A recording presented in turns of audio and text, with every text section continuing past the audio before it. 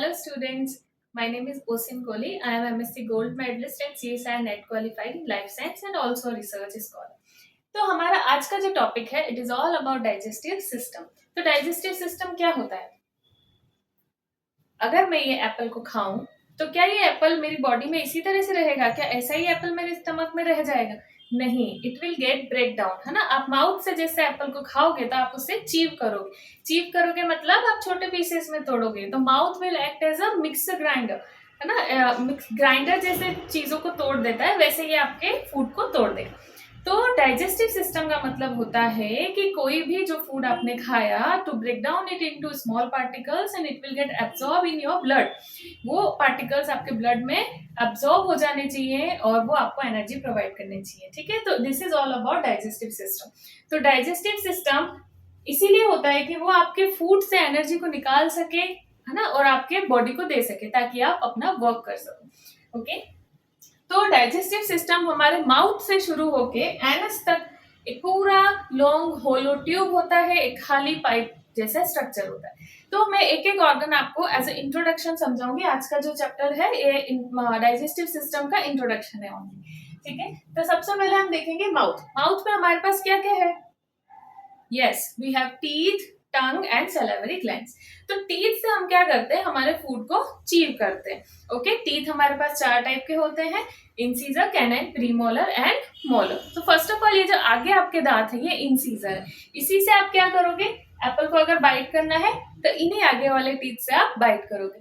ठीक है, इसके बाद आपके ये जो तीखे दांत होते हैं, ठीक है, जो आपने देखा होगा शेर वगैरह के लंबे होते हैं ये, जैसे वेम्पायर के आपने देखे होंगे। ओके, जॉक्स अपार्ट, है ना। अभी हम बताएंगे कि जैसे ये जो कैनाइन टीथ होते हैं ये क्या करते हैं? ये टीयर करने के काम आते हैं। आपने कोई मीट खाया तो उसे टीयर करते हैं। ठीक है, और ये जो आपके प्री मोलर एंड मोलर है ये चीविंग के काम आते हैं। नेक्स्ट आपके पास टंग है। टंग के ऊपर छोटे छोटे बर्ड्स होती हैं, ठीक है, वो टेस्ट के लिए काम आती है और टंग फूड को मूव भी करती है। देन कुछ सलाइवरी ग्लैंड्स है हमारे माउथ में। ग्लैंड्स क्या होती है, क्या सीक्रेट करती है, एंजाइम्स क्या होते हैं, वो सब मैं आपको डिटेल अगले जो वीडियो होगा उसमें बताऊंगी। अभी जनरल इंट्रोडक्शन। तो सलाइवरी ग्लैंड्स हैं जिनका काम है सलाइवा बनाना। तो आपके माउथ में जो सलाइवा बनता है तो ये फूड को क्या करता है? मिक्स करने के लिए काम में आता है और थोड़ा बहुत फूड यहाँ पे डाइजेस्ट भी होता है। ठीक है, आगे देखेंगे। आगे ये कुछ और भी पार्ट्स हैं। तो माउथ से हमने शुरुआत करी। ओके, अब फूड में आप क्या क्या खाते हो? फूड में आप कुछ न्यूट्रिएंट्स खाते हो, जैसे कि मैं आपको 3 एग्जांपल दूंगी। First of all this is an apple. Okay, तो आप अगर एप्पल खाते हो, चपाती खाते हो, ब्रेड खाते हो तो उसके अंदर क्या होता है? कार्बोहाइड्रेट होते हैं, वो एक तरह का न्यूट्रिएंट है। ठीक है, देन आपने अगर घी खाया, ठीक है, ऑयल खाया, तो ऐसी चीजें अगर आपने खाई तो ये आपको फैट प्रोवाइड करते हैं। ओके, देन अगर आपने ये खाया, ये क्या है? एग। तो एग खाने से आपको क्या मिलेगी? प्रोटीन मिलेगी। तो ये आपके कुछ न्यूट्रिएंट्स होते हैं जैसे कि फैट, कार्बोहाइड्रेट एंड प्रोटीन। तो इन्हें हमें ब्रेक डाउन करना है। इसके अलावा विटामिन, मिनरल्स ये सब भी है, बट हम अभी मेजरली इनकी बात करेंगे। तो इन्हें हमें ब्रेक डाउन करना है ताकि इनसे हमारी बॉडी को एनर्जी मिल सके, है ना। जैसे प्रोटीन है तो प्रोटीन को ब्रेक डाउन करा जाता है पेप्टाइड्स में, देन अमीनो एसिड में।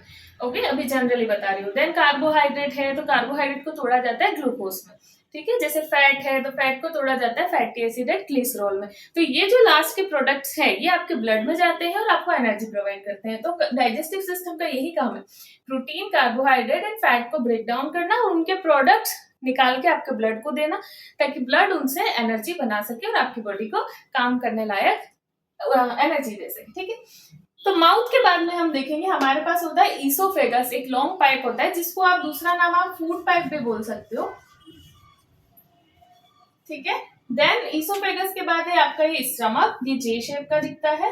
ठीक है, फिर ये आपका जो बड़ा सा ट्यूब दिख रहा है इसका उल्टा नाम है स्मॉल। बड़ा नहीं है, स्मॉल इंटेस्टाइन है बड़ा, बट नाम छोटा है, स्मॉल इंटेस्टाइन। ठीक है, ये 6 मीटर तक लंबा होता है। देन इसके बाद ये देखोगे ये लार्ज इंटेस्टाइन है, ये उल्टा है, दिखता छोटा है बट नाम लार्ज इंटेस्टाइन है।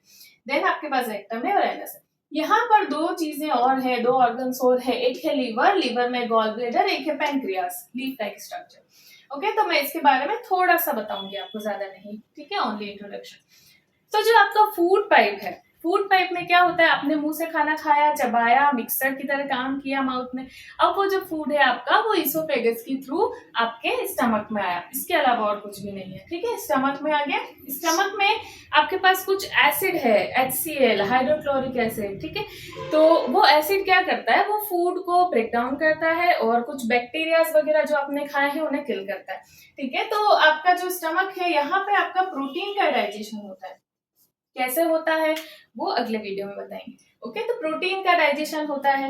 ओके, अब आगे आपका फूड कहाँ आएगा, स्मॉल इंटेस्टाइन में आएगा। स्मॉल इंटेस्टाइन के अंदर आपके प्रोटीन का और डाइजेशन होता है, कार्बोहाइड्रेट का डाइजेशन होता है, फैट का डाइजेशन होता है। कोई अगर बोले कि डाइजेशन स्टार्ट कहाँ से हो जाता है, तो माउथ से हो जाता है। माउथ में मैकेनिकल डाइजेशन तो हो ही रहा है, यानी कि फूड को फिजिकली तो तोड़ा ही जा रहा है, वहां पर केमिकली भी फूड आपका टूटता है। क्या टूटता है, कार्बोहाइड्रेट टूटता है, वो मैं आपको आगे बताऊंगी। ओके, तो स्टार्टिंग तो माउथ से ही हो जाती है। ठीक है, इसके बाद आपका प्रोटीन स्टमक में टूटता है। देन आगे चल के जैसे आप आए स्मॉल इंटेस्टाइन में, तो स्मॉल इंटेस्टाइन में आपके तीनों चीजें, प्रोटीन, कार्बोहाइड्रेट एंड फैट, तीनों का डाइजेशन होता है with the help of liver.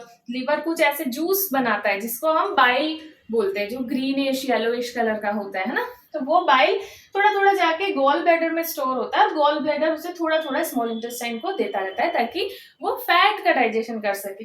Pancreas कुछ ऐसी एंजाइम्स देती है जो कार्बोहाइड्रेट और प्रोटीन का डाइजेशन कर सके। ठीक है, तो यहाँ पर ये सारे जूसेस आते हैं, एंजाइम्स आती है, और स्मॉल इंटेस्टाइन में प्रोटीन, कार्बोहाइड्रेट एंड फैट तीनों का डाइजेशन होता है।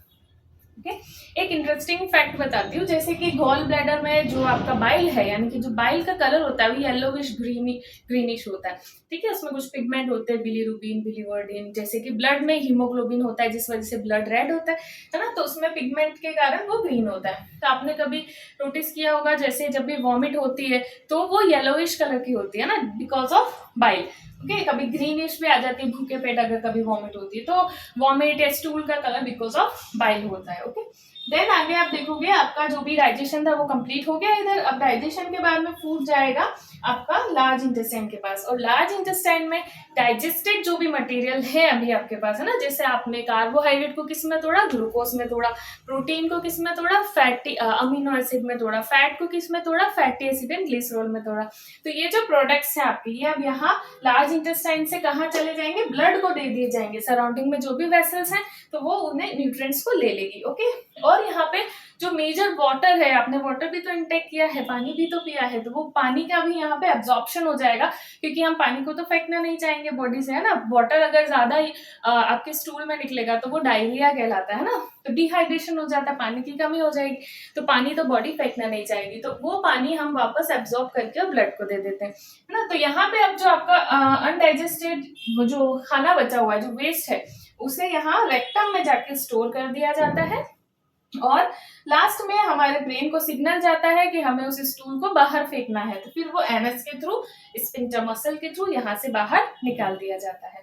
ठीक है, तो इस तरीके से आपकी बॉडी ने डाइजेशन किया। ठीक है, फूड को बड़े बड़े फूड को छोटे छोटे टुकड़ों में तोड़ा, वो मैकेनिकल डाइजेशन हुआ, फिर उनके ऊपर कुछ एंजाइम्स ने काम किया तो वो केमिकल डाइजेशन हुआ।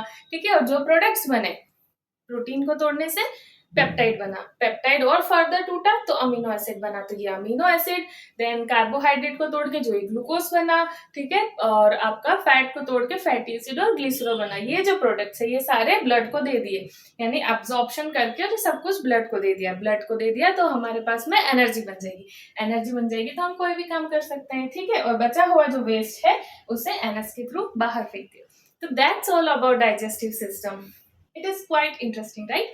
तो आप इस तरीके से इसको पढ़ सकते हैं। आगे जो इसका इंट्रोडक्शन, ये तो इंट्रोडक्शन था, आगे से डिटेल में हम अगली बार अगली क्लास में देखेंगे। So that's all for today, thank you for watching.